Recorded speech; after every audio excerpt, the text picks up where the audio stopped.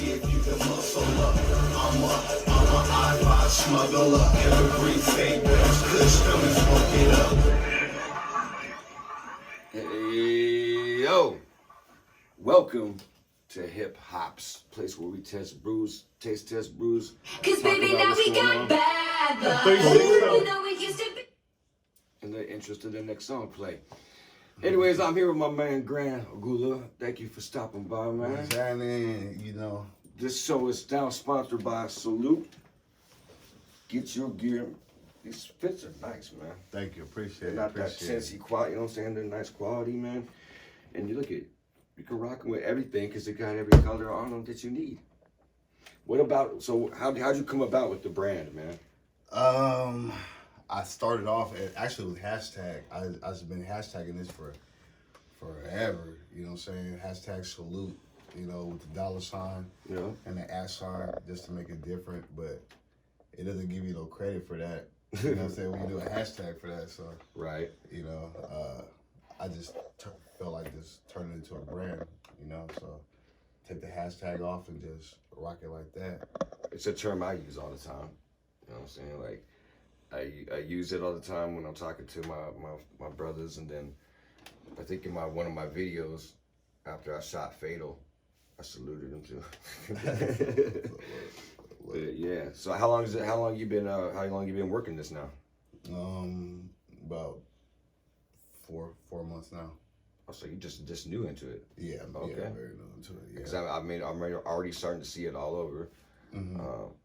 I had a beanie I got from you. You blessed me with that. Mm-hmm. And then yeah, so I have a feeling we're gonna see a lot more of it. Yeah, I was working with some female workout outfits at first. Okay. So, Good call. You know, yeah, that was a good little. But then just finding good suppliers, everything. So it's tough, it's heavy. man. But I just want to keep on just trying out new things for people. You know what I'm saying? So Yeah, I got some slippers coming up.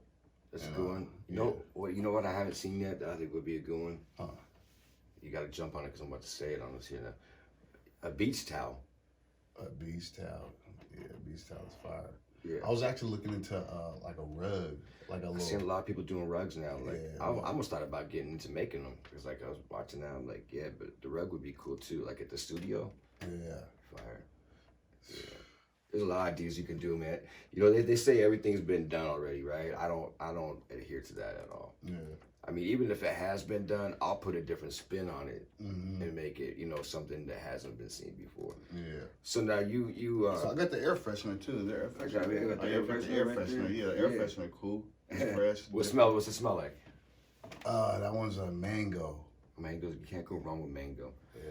Mango outside. Shout out to Hypnosis. If you know about the mango, you know. And if you don't know, look up Hypnosis and mango. So You gotta hey, know how to choose out a good mango too when you're in the store too. So how do you find a good mango? red, yellow, red, green. So by the color of it, Yeah, yeah. I'm not hip to Determine the the mango fruit, like how to learn.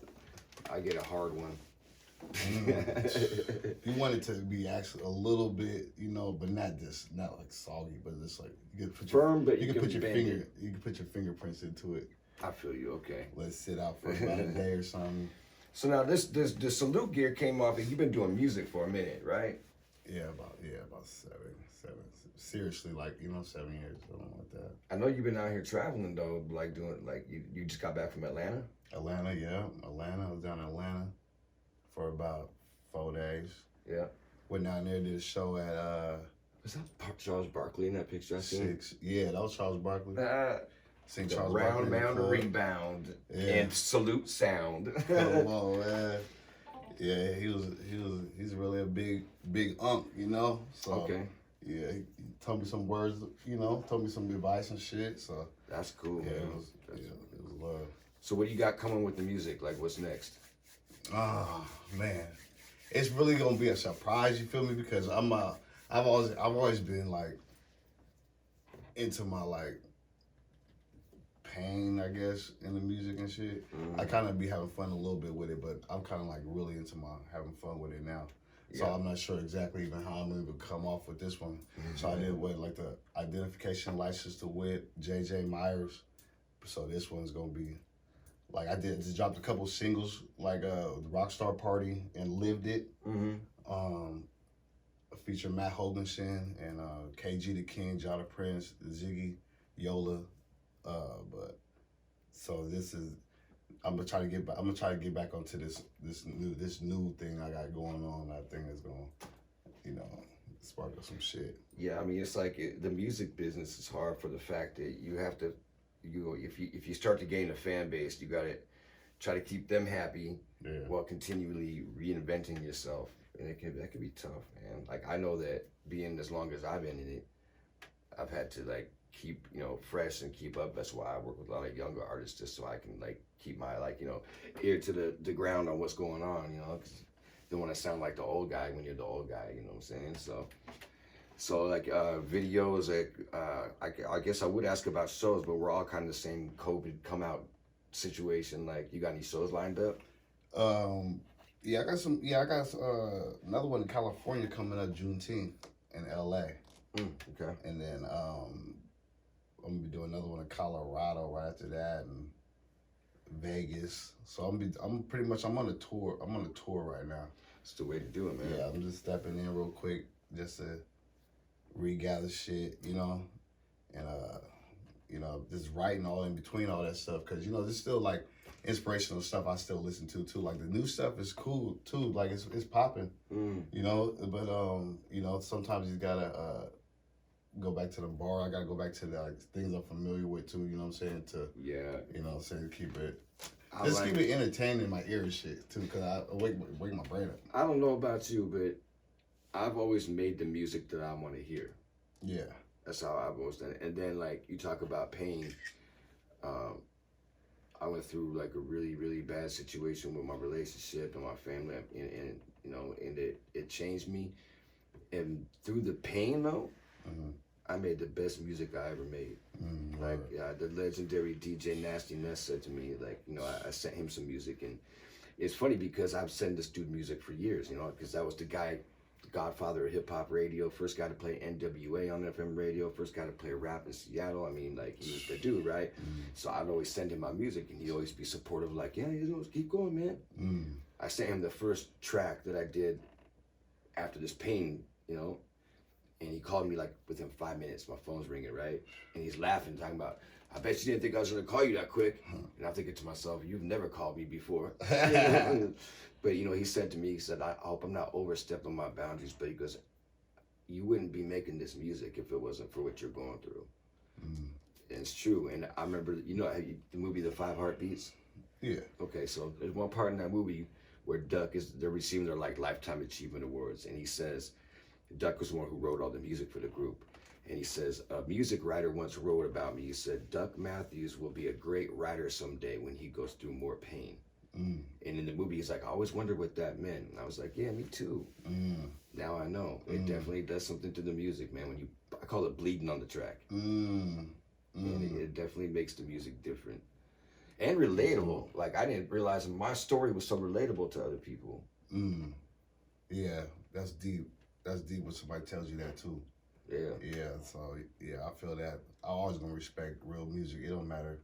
You know what I'm saying? Real stories is different, hit different. Yeah, one of the ones that gets me is Eric Clapton. There's a song about his I believe it was his son passed away. And he talks about like seeing them in heaven. Like, it's just a tearjerker, man. But it, you can feel there's music that you hear, and then there's music that you feel. I like the music I can feel, Like, I had a girlfriend always get mad at me. Why are you turning it up so loud? Because I want to feel it, and I got to feel it.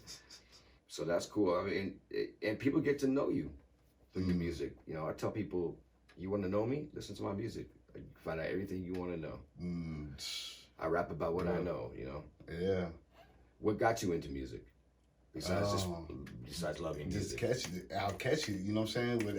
I can relate to it. It's catchy, you know what I'm saying? I'm like, okay. You felt like you had something to bring to the table too, like. Well, you know what I'm saying? Then you just start rehearsing it. You hear the songs, you repeat it, and you're like, dang, like, I can do this. Yeah, you just live and. Who were your inspirations?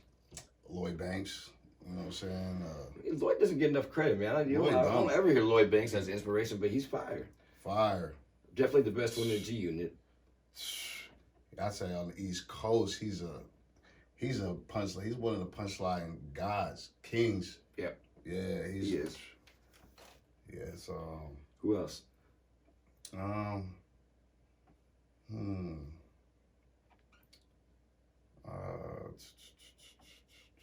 He said Lloyd Banks quick and that. I gonna say, hey, I gonna lie. Mac Dre was a big influence. Rest in peace, Mac Dre. Rest in peace, Mac Dre. Yeah. So yeah, man.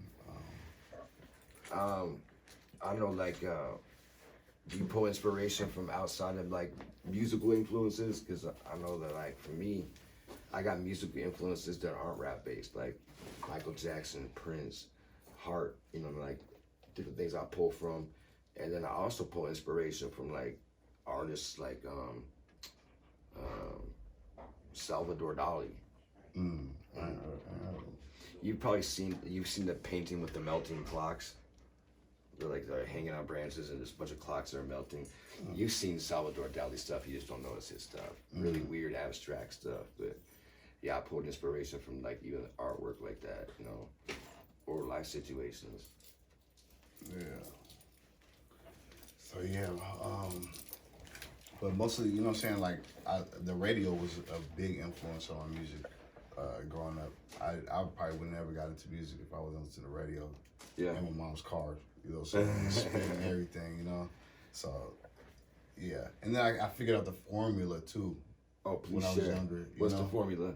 The formula, you know, just you ain't gotta share the whole formula, but yeah, you just have to have, you know, you just have to explain something in that course, you know, and then the verse, you know, saying, well, you're put it to you're broadening it down. You're broadening it down for the course, and then you're explaining it in the verses, you know. Right. It could be situations or whatever, you know. So as you mean the songwriting formula, then? So, yeah. Okay. Yeah, like, you know, speaking of like that, I have a producer. Shout out to Fest One. Love you, brother. He's one of the only producers I worked with who put bridges in all of his beats. Oh yeah, that's old school, right? Yeah. So it's like, but it was it makes cool. the song actually like a little bit different, like a little like. Yeah, I like that type of shit. Yeah, like it just gave me a chance to, like, you know how the hook, you said like the hook kind of explains about what you're doing, and then the verse is like the in-depth explanation of what the hook is. The bridge is kind of like a break from it and a different view of the same thing almost. Like, yeah, I think it was cool that he did that because it's not like a regular hip hop thing to put a bridge in. I was like, yeah, okay. And I think he does it in all of his beats. What producers do you work with? Ant Dog, man, dog him out. You know, I produce a lot of stuff too. Okay.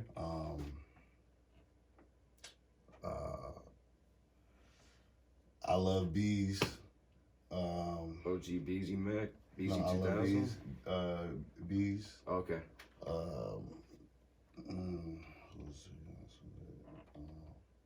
If you could get a beat from anybody, who would it be?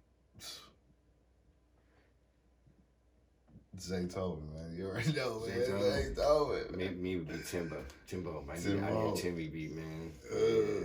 My two favorite producers are probably Timberland and Devontae Swing from Jodeci. Yeah, and then there's tons I like beyond it, but Timberland's just different, man. Timberland, yeah, like, Timberland. They're all rocking though. I ain't gonna lie, like the thing about like the Scott Storch. Like, Storch is hey man, people don't know how many hits Scott Storch. I bet you Scott Storch has more hits under his belt than anybody else in hip hop. Like I believe it. Like it's and R&B, like it's crazy. Like the Chronic 2000, right? Yeah, it's Dre's sound. You think it's Dre? It's not Dre. It's Scott Storch. The majority of that album is Scott Storch. They were saying, I heard that. Yeah, they were saying like he got some little, but he was saying that was him on the keys though. He was like, because you know they all playing the key. They are all playing keys. Yeah, you know. That's what Storch does. He sits down with his keyboard, and, yeah, you know, finds his melodies and just, you know, like Me, Myself, and I, Beyonce. I love that. Like he's just a dope producer, man, and almost blew it all. that's what's crazy about I ain't that gonna lie, movie. Kanye might even come up with some Kanye's fire. fire too, man. fire If beats. you can get away from his like pull up politics and like all the other extra shit, Mhm. and just look at his production, damn, like definitely, yeah. Premier's another one of my favorites. DJ Premier's got like a certain sound. Yeah, there's a lot, but nah, even like the Neptunes. Oh yeah, Neptunes, yeah. Pharrell is just a Pharrell. monster on his own, you know. It's like, but yeah, I'd say definitely give me a Timberland beat.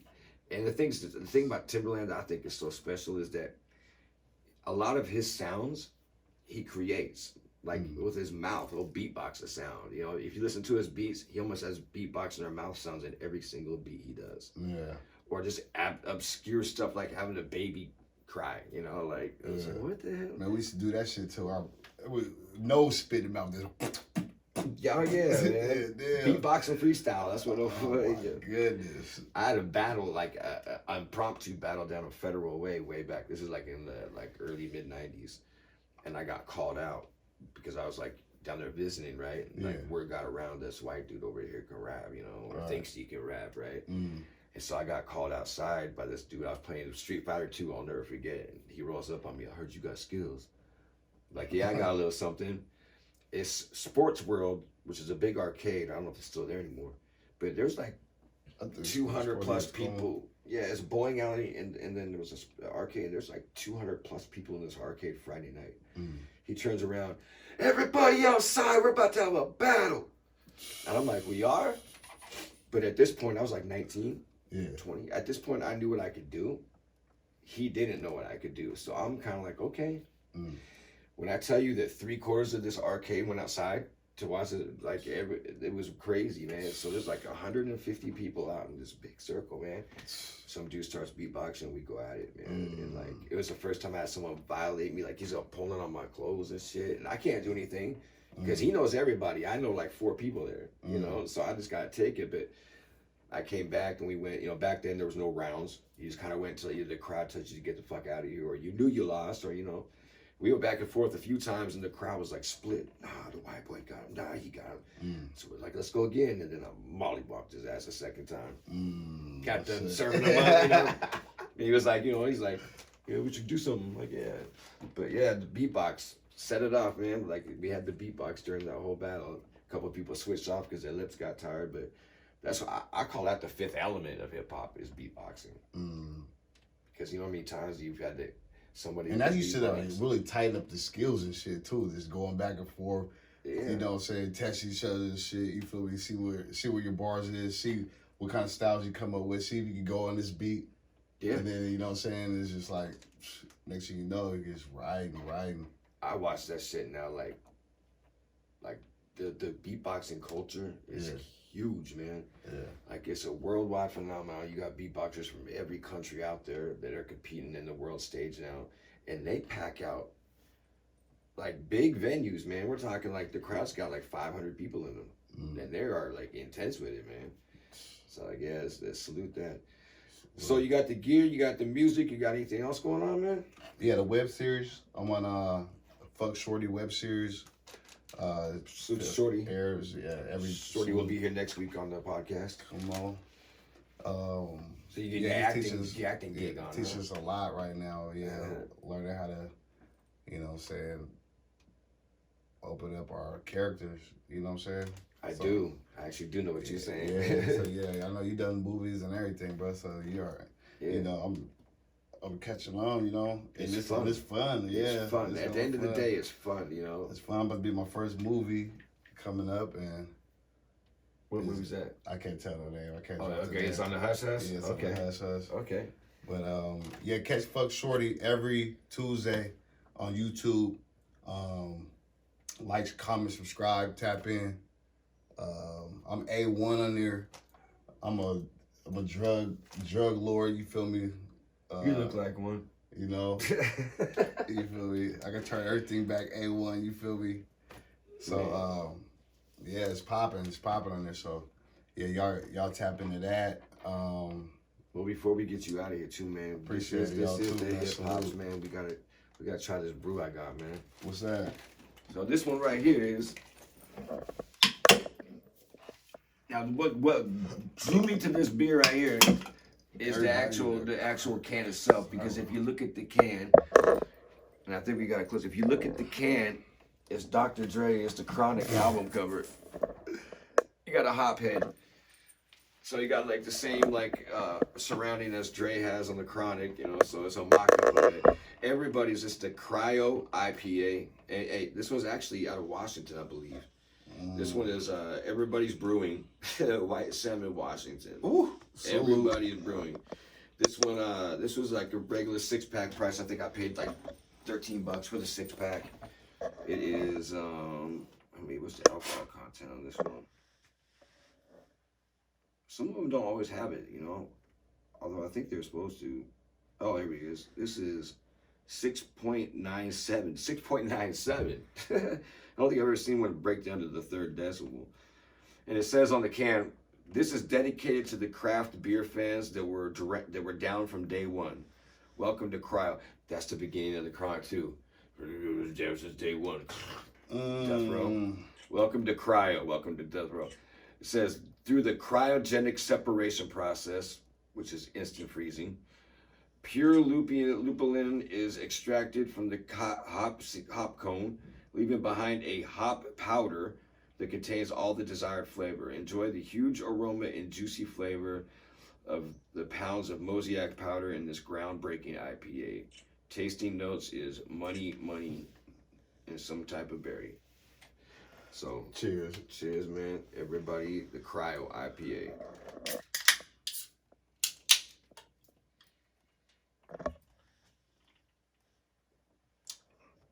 Ugh.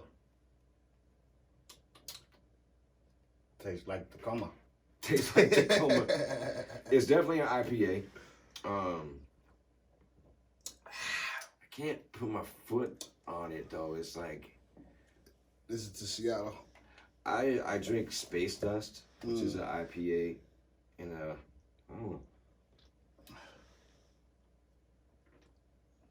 This tastes like the beer. It has a lot stronger taste. It tastes like it should have a higher alcohol content than 6.9. Yeah, I mean, I would drink this, but I don't think this would be like maybe a 2 beer. If we pour this in a cup, this probably be pretty dark. You know, I don't know. We should do that. I'm gonna start doing that. I've seen the beer get brewed up, and it's the dark stuff is that strong The shit. stouts, yeah, Yeah. like Guinness. Back in the day, we used to drink black 8-balls, which was Old English and Guinness mixed together, and the Guinness would take out that not the Old English, but you drink one of those, yeah. So we rate beers here on the Hip Hops, 1 through 10 mugs. Like, I would probably give this one, I'm gonna go, I like IPAs to begin with, but so as far as IPA, I'll go like a 6.5, 6.5 mugs on this one right here for me. It's got pretty standard IPA taste. Not really a huge fan of like the different notes behind the IPA itself, the hops, but not bad either.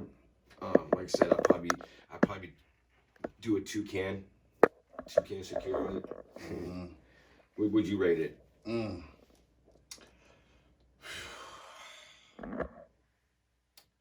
All right. Let me get one more shot.